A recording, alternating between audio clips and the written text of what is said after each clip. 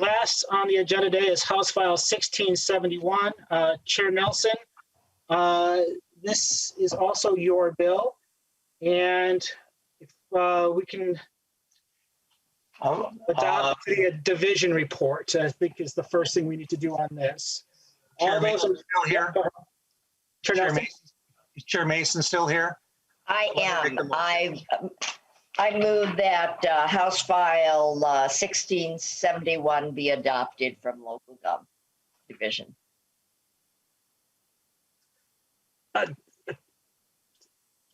Representative Mason, you kind of cut off on me, but I'm assuming that you. I moved adoption of. Okay, thank you. Moved adoption of the division report. All those in favor say aye. Aye. Aye. All those opposed say no. The division report is adopted. And then Chair Nelson, to your bill, House File 1671 be referred to the General Register. Chair Nelson, to your bill. I'll move that House File 1671 be referred to the General Register. And members, this bill is about contracting and at the county level. In the previous years, we've set up a carve out for the counties to be able to do smaller contracts with DBEs, businesses, small businesses, and veteran-owned businesses to try and allow these smaller businesses and these disadvantaged businesses to be able to grow and learn how to contract with the state or with the county and learn the ins and outs of working with the government, and try and give these businesses a way to grow and to get bigger. And what would basically all that we're doing in this bill is raising the cap on what the county can do this at from $250,000 to $750,000. And I have Michael Rosenfeld here from the Hennepin County to explain the bill, and I'd like to turn it over to him. Wonderful. Thank you, Chair Nelson. Mr. Rosenfeld, if you would introduce yourself and please proceed with your testimony. Thank you, Mr. Chairman. Mr. Chairman and members of the committee, good morning. My name is Michael Rosenfeld. I'm the manager of negotiated procurement in the purchasing department of Hennepin County. As Representative Nelson just explained, this legislation will enable counties to increase their contracting with small businesses, which has been a priority for Hennepin County. During the last 5 years, Hennepin County has been focused on offering contract opportunities to small businesses, particularly in the sector of construction and professional services. We've established several programs to promote those objectives. I'd like to describe how this legislation would have a significant and positive impact on counties' efforts to offer contract opportunities to small building contractors. Our experience with 3 programs that we created for small construction firms, I think really would illustrate the positive impact of the bill. Hennepin County created a program several years ago for small residential remodelers to rehabilitate tax forfeited houses. We followed that up with programs for commercial contractors to small repair and remodeling projects in county facilities. We marketed those programs to all small construction firms that were certified as small businesses by the certification program that the county relies on. That's a small business certification program that is available for all businesses within a 15-county region.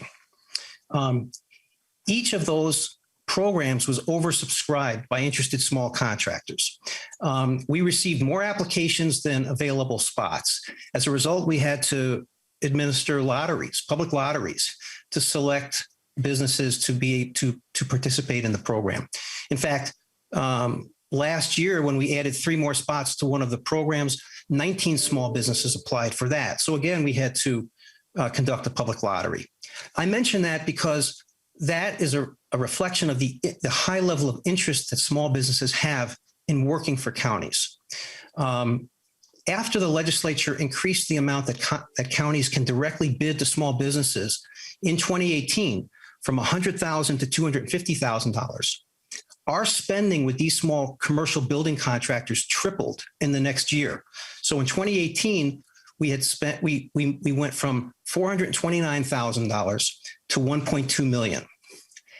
That outcome highlights the correlation between the statutory authority, the statutory limit on a county's ability to directly bid to small businesses and the amount of business counties can direct through competitive bidding to small businesses. This legislation is important for counties because it will allow counties to offer small businesses more typically sized county projects. I think the best example to illustrate that point would be, again, with remodeling projects. $250,000 does not purchase much scope in today's construction market.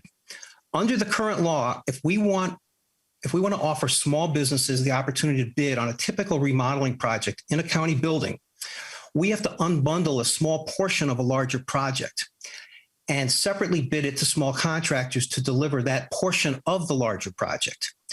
So a typical example with $250,000 as our limit in terms of the estimated cost of that work, that might represent a quarter of a floor of a building. And then the remainder of that floor would be remodeled by a larger contractor, a larger company that won the bid through being publicly advertised to all firms. What our experience has shown is that smaller contractors are capable of doing much more than the small work that we've been able to offer them under the current authority. And so what is preventing counties from being able to offer larger contracts to small businesses is the current limitation in the statute that this bill amends. Mr. Chairman, I'd be happy to answer any questions you or the members of the committee may have. Thank you.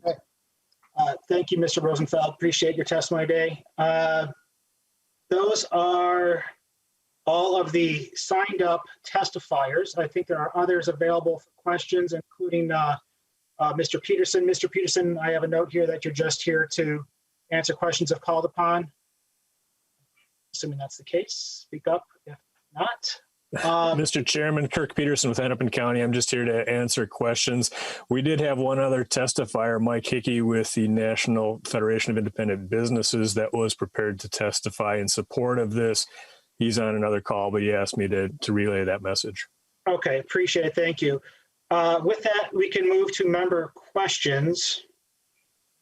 First on my list is Representative Quam. Representative Quam, if you would proceed with your question, please. Thank you, Mr. Chair. And previously I'd asked for sort of an information. We've had a background of some of the projects and et cetera, but when you're moving it double, triple, I had asked about how many additional projects in recent history were there, and if you went up to, doubling it, and then how much greater would be if you tripled it, and that would give us some context to how far to change it. And so I hadn't seen anything, but it's been busy times, and I didn't know if the Mr. Rosenfeld had some information on that.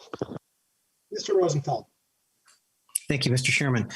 Yes, I'm not sure if a chart that we had prepared that was responsive to the representative's question was circulated, but I would be happy to answer the question directly.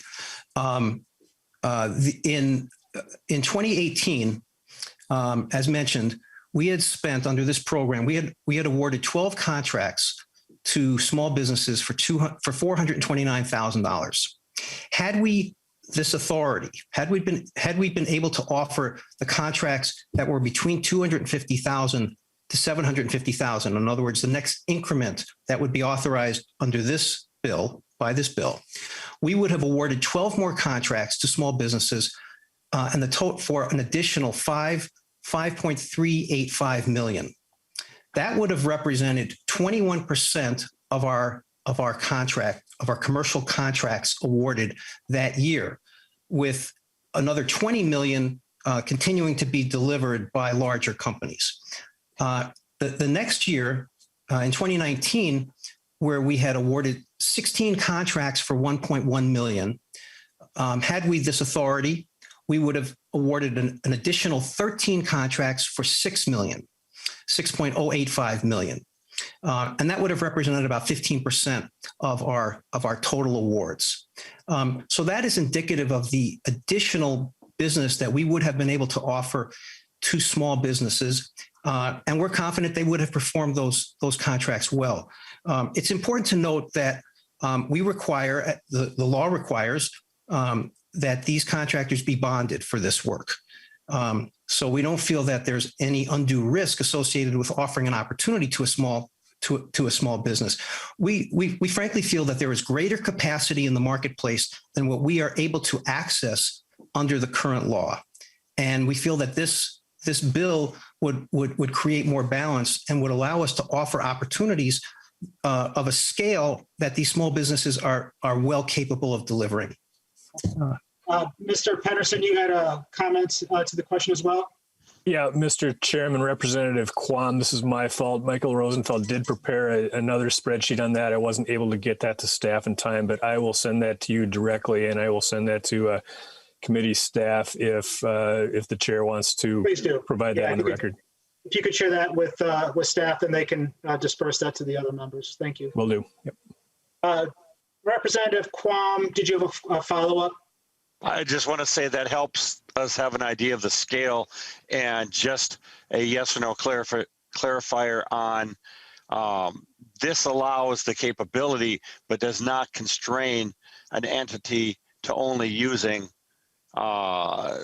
these types of businesses. In other words, if you have a project that isn't, multi-million dollars, but requires a certain specialization that or might not quite be addressed by companies.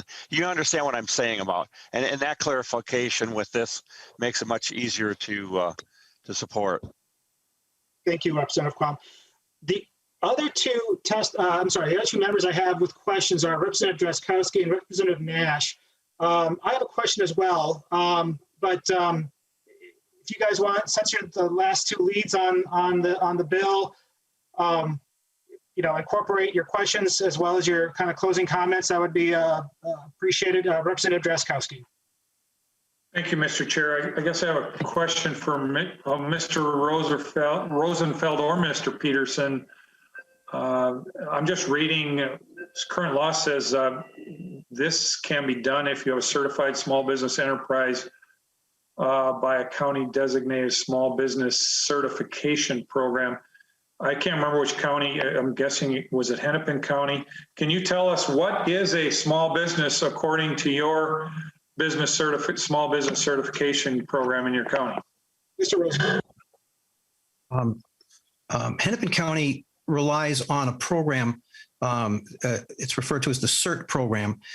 It certifies all small businesses based on the Small Business Administration's definition of a small business. So the SBA every 5 years promulgates size standards for all businesses in all industry codes. And that is the basis on which the certification program defines eligibility. That happens to be the same size standard that the state uses for its small business certification programs. Representative Drazkowski. Thank you, Mr. Chair. So, Mr. Rosenfeld, under your example of somebody remodeling that one floor of that apartment building or whatever kind of building it was, what would be a small business? 20 employees, 2 employees? What, under your program? Mr. Rosenfeld. Representative, the small business size standards are based on the annual gross receipts of the business rather than the size, rather than the number of employees. The only businesses that are defined by number of employees are manufacturers, at least by the Small Business Administration. So the size standards are based on annual gross receipts, and the CERT program that we rely on uses a 3-year average of annual gross receipts. So basically the sales of the business. So, Mr. Chair, and thank you, Mr. Rosenfeld, what is that amount? Mr. Rosenfeld.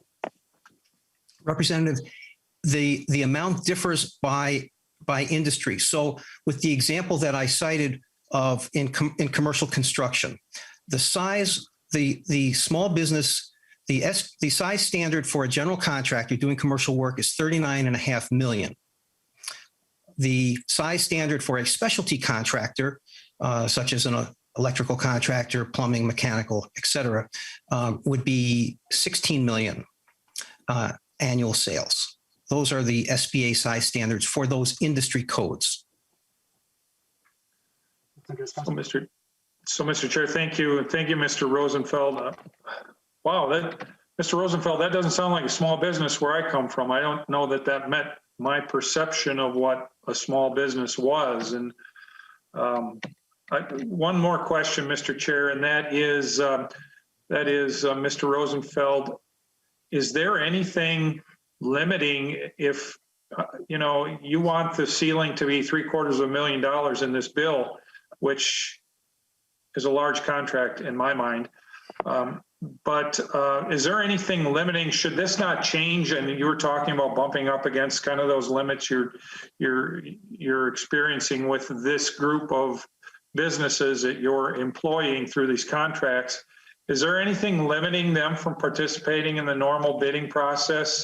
Do they have the capacity to bid normally like any other contractor does? Mr. Rosenfeld.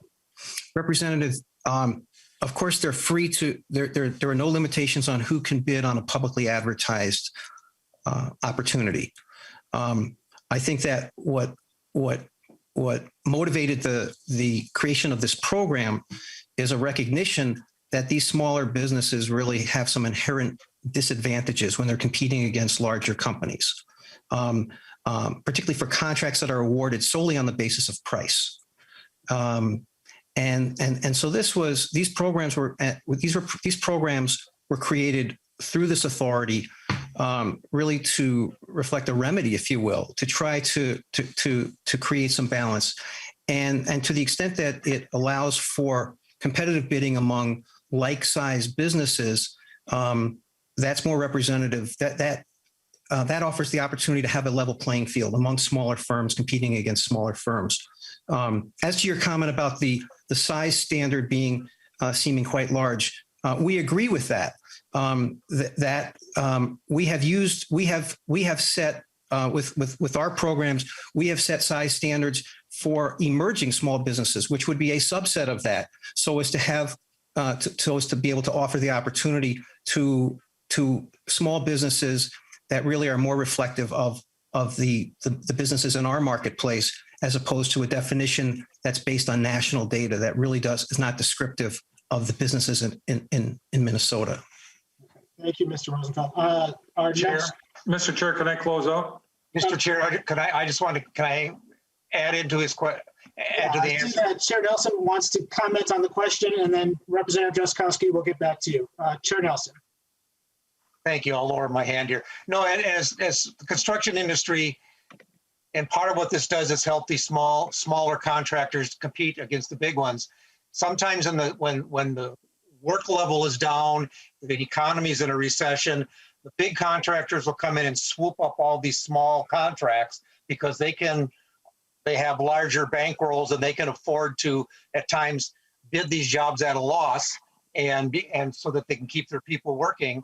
And it tends to then, and when that happens, it tends to push these smaller businesses out of the market and basically put them under at times. This program helps the counties be able to keep some of these small businesses, some of that work set aside just for those small businesses, so they're competing against people of like size and not the huge, I'm going to say some names, Mortensen, Kraus Andersons that we have, but some of the smaller contractors out there can bid on these jobs and get these jobs and actually grow and survive during bad times. So that this also helps those people. Thank you, Chair Nelson. And Representative Drazkowski, one final comment. Thank you. Well, thank you, Mr. Chair, and Representative Nelson for the bill. I hear the testimony, and we allow in law the ability for the county or the other municipality or whoever we're talking about here to be able to describe in their own eyes what a small business is. I mean, they could the way the law reads, it looks to me, I mean, they referenced the U.S. Small Business Administration. It sounds like they got a subset of those carved out somehow. I don't know exactly what that looks like, but you know, we are leaving that wide open to the counties here or the cities. And I don't know, I struggle with the loosey-goosey approach to this law to begin with, and that has really not a lot to do with the bill, Mr. Chair. But I don't see where these small businesses, if you're a $39 million small business or 15 million in annual sales, you don't have the ability to get out there and put bids in. This seems to me to be more of a convenience for the government and less work for them. And certainly they're going to like that because it's much easier for them. But maybe we're relaxing the protections for the taxpayer in that. I plan to vote no. Thank you, Mr. Chair. Okay. Thank you, Representative Drazkowski. Representative Bonner. Thank you. I'll be brief. You know, really, I just wanted to thank Representative Nelson for bringing this forward. You know, I've attended lots of events with NEDA and organizations, particularly minority small-owned businesses, who have said repeatedly, they just want the opportunity to compete. They want the opportunity to show the quality and the value that they can deliver for the state. And that's really what they're asking for. And so I really appreciate this bill in that it really is a first step in helping ensure that some of those smaller competitors that can deliver incredible value really have the opportunity to step up and prove that. Okay. Thank you, Representative Bonner, for your comments. Next. Sorry, folks, I got a lot of screens opened up here. 1 second. Next on my list, Representative Elkins. Representative Elkins, if you have a question, please proceed. Yeah, no, thank you, Mr. Chair. I just wanted to kind of build on a comment that Chair Nelson made a second ago. You know, one of the things that I've observed in overseeing contracts when I was a member of the Met Council was that in many cases, you know, small businesses usually only have opportunities to be subcontractors to large businesses on projects. And one of the problems that creates for small businesses is that when they are a subcontractor or a sub of a sub, they get paid really slowly. And by being able to bid on more contracts directly where they can be the prime contractor, it really, really helps them with their cash flow and their ability to grow in their businesses. So I think for that reason, I really strongly support this proposal as well. Thank you, Representative Elkins. I kind of cut off there a little bit for me at the end. I heard, I didn't catch a question there. Was there a question there? A comment. Okay, that's what I thought. That's what I thought. Thank you, Representative Elkins. Next on my list, Representative Nash. Thank you, Mr. Chair. While I certainly appreciate trying to help small businesses, and I say that as a recovering small business owner, having sold my business, I also come at this as a former mayor who went out of his way to make sure that how the city that I was mayor at spent money was always way out in the open, disclosed, heavily publicized, but not something that you could just, I guess, really award based on a less competitive situation. And the elevation from 250 to 750 seems like a pretty grandiose leap. And while some believe that it will make it easier to award these, I view this as a constriction of the pool of people who can view it. And by keeping projects smaller when I was mayor and making sure that we publicize them heavily, from my perspective, not only did the taxpayer have the ability to come and weigh in, because let's be honest, you're making it easier to spend more taxpayer money. And it could have a huge level of need and a high level of veracity and integrity.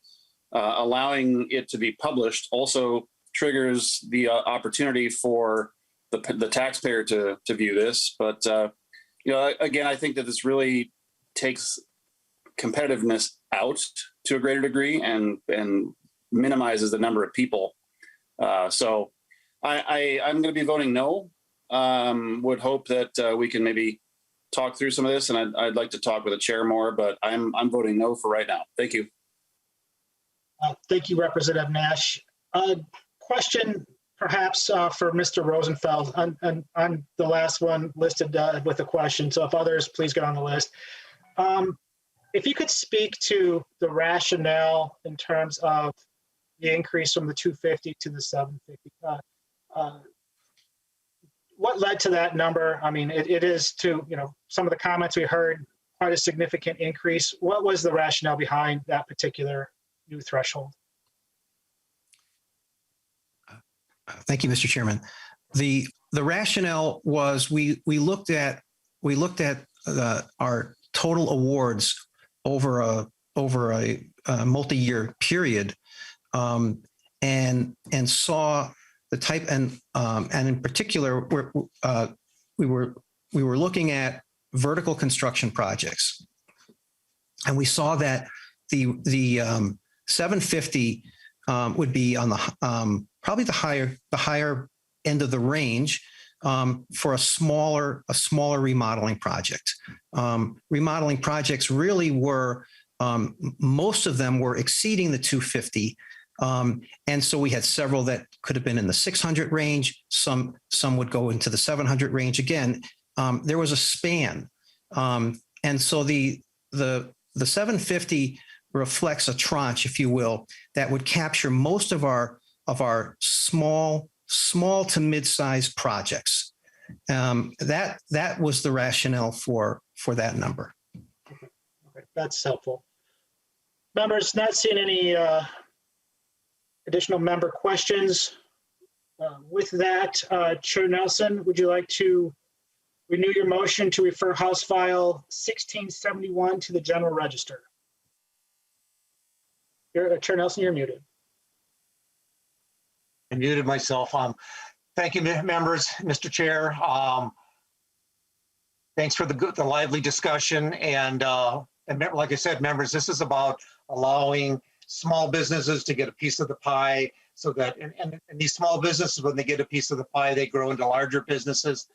Like it was stated here, because of the cost of vertical construction, and wanting to be able to not have to break these contracts down into little pieces that are impractical.